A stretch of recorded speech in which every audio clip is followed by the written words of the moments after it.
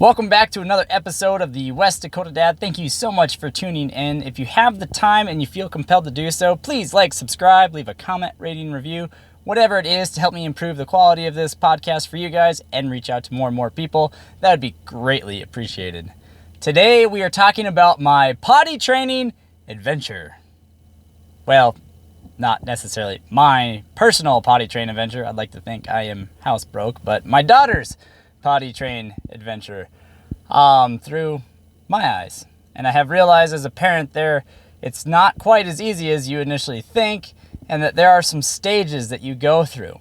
Before I dive deeper into those stages, I do have to say real quick, this is not a how-to potty train your child type of episode, nor is it like the textbook of how to potty train, because I wouldn't know what textbook that's from, and obviously I would not have read it since I'm saying that. But if you want to try some of these techniques, feel free to do so, but just know that this is not the quote-unquote one plan fits them all type thing, because I have realized that each child is individually unique through God's eyes, so therefore, everyone has their own way of learning. So you kind of have to figure out how your child learns, and that's going to be probably the best route of how to teach or train them anything. So, but for starters, the first stage was, how do I determine when to start potty training my child?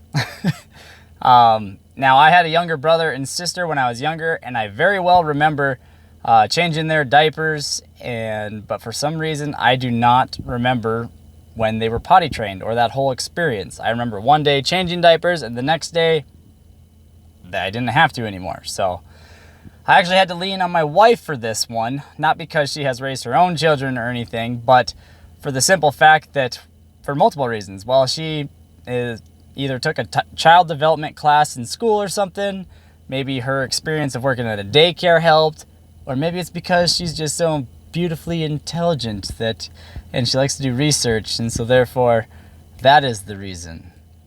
Love you, babe. Or perhaps it's number 4, which is probably all of the above, and I'd say that's a safe bet to go with. But we realized that our daughter was starting to take an interest of when mom and dad would go to the bathroom, so we thought maybe it's time to get her own potty chair. And so we didn't know what kind she would like, so we got her her own little chair, and we also got her one of the toilet seat ones so they don't fall in. And so, because we didn't know which one she would like, or for that fact, which ones that we would like for her to use, not for us to use. That would just be awkward.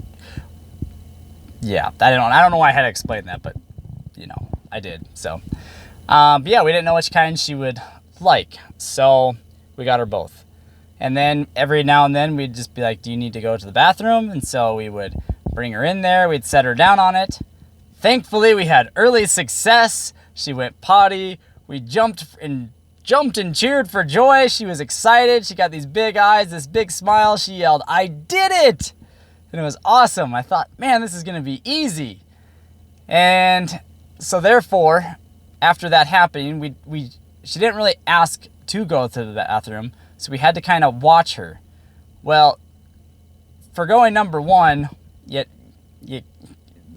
let's just put it this way. They can wet their pants no matter what they do. They could be running, they could be playing, they could be sleeping, they could be eating, no matter what. You just don't know when it happens. So therefore, you have to look for the position. The position more or less being the number 2 position. And those of you that have went through this before will realize that it probably looks something like this. They've secluded themselves from the group. They're off in a corner, or they're hiding. They're either in the squatting position or the standing position. They have this focused concentration look on their face of the task at hand. They, you could tell when they're doing it, basically. So that's the position you look for. Stage 2 is looking for the position. And then you start to feel like Steve Irwin, like watching your child like a wild animal, like, okay, they're doing it. Let's move in, let's go. And then you grab them, you ask if they have to go potty, you go to the potty, you hope that they're not more than like 25% of the way into the task at hand, because I have been, when she is past half of the way, and let's just put it this way, It's messy, but I'm not going to get into that detail. So, yeah, you set them on there and they go, they cheer. So we gave her a gummy bear every time that she had a success one to kind of correlate that this is a good thing, that we need to be doing this. And so, yeah, it turned out great. Well, stage 3 is the false success. And it usually is followed by, when you say these words, I think this will be our last box of pull-ups. Or, I think it's time to move to big girl undies.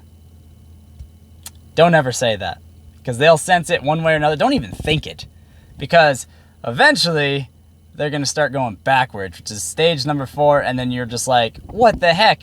You know, they're not asking to go anymore. They would prefer to just use their diaper instead of otherwise, and so they just start going backwards. And it can have many different reasons why they're going backwards. It could be maybe they got tired of it, maybe we're not being consistent enough in going to the bathroom, maybe you had a travel trip planned where you weren't able to just stop because you're in the middle of nowhere. Maybe it's because, you know, maybe something at daycare, who knows? It could be anything of why they're going backwards. And it could be frustrating. You might be like, I thought my child was a rock star. She was doing so good.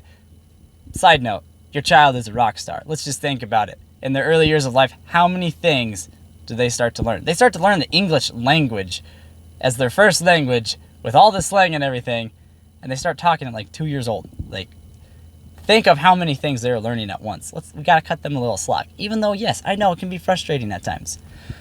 So stage 4 is going backwards, which it'll happen. It's just inevitable. Unless you really do have a child that just completely gets it and is like super excited for it. That's great. Hats off to you. I thought that, and then we went to this stage. So, but like I said, not a big deal. So now we are at stage 5. Stage 5 is initiate extreme positive reinforcement.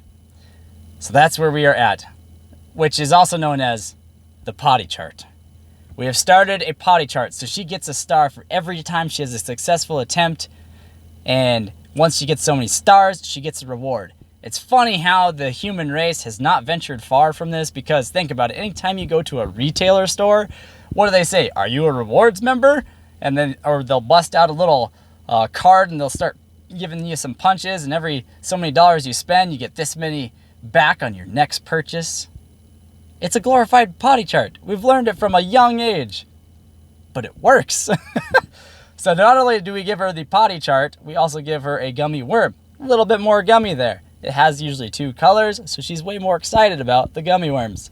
So that's where we're at, and it's starting to actually show some progress. She is starting to realize when she has to go to the bathroom, even if it is while she's going to the bathroom. But for the most part, we're actually making progress forward, and it's great. So that's kind of what I had for the potty training adventure so far.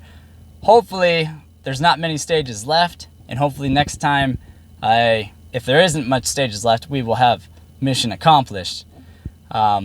So I hope you could relate to some of them if you have been through this. But if you haven't and you are going through this, just know you're not alone. It does happen. So yeah, that's where we're at there. I do have a verse for you guys today. It comes from Hebrews chapter 12, verse 11. I should have had this open beforehand. Here we go. It says, where are we at? No discipline is enjoyable while it is happening. It is painful, but afterward there will be a peaceful harvest of right living for those who are trained in this way. Now, I didn't pick that verse because I thought it tied in with potty training, but now the more I look at it, I'm like, man, that's kind of equivalent to potty training. When you think about it, it's not very much fun with all the frustrations and the patience it takes to potty train, probably for the child or the parent. But once you do get it down and you stick to it, and through prayer, lots of prayer, you'll get there, and your reward will be no more changing of dirty diapers. It's awesome. Obviously, that verse is not talking about potty training. It is talking about living your way through the Lord's instruction. And later on, there will be this harvest. What was it? this harvest of righteousness through right living. So you live right, you live in the Lord's instruction, it's going to be all right. All right? So that's what I had for you guys today. I hope you enjoyed it. I hope you're having a great week. Until next time, I'm the West Dakota Dad. Thanks for listening.